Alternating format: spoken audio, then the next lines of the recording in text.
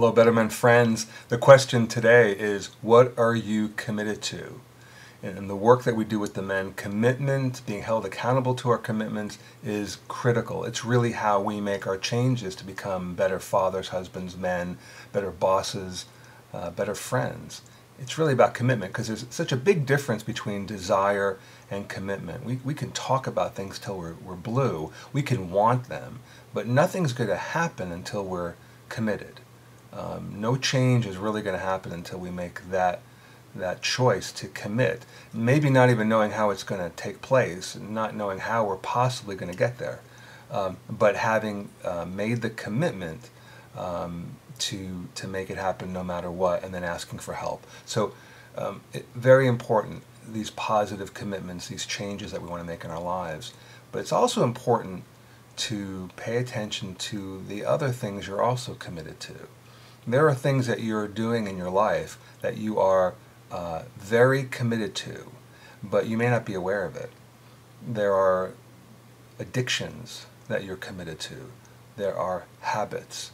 There are perspectives on the world, perspectives on relationships that you are very committed to. Some men are very committed to needing to be right. And if you think about what those commitments really mean to you, you'll start to appreciate that you must be getting something out of those commitments. Otherwise, you wouldn't be putting so much energy into them.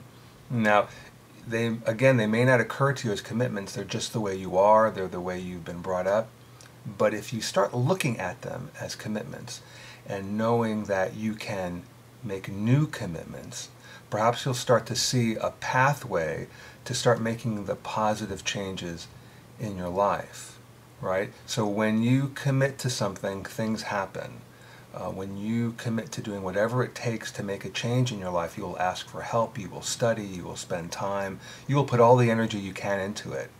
So take a look at what you're doing, take a look at the parts of your life that aren't quite working, some of the habits that you have that aren't really working for you.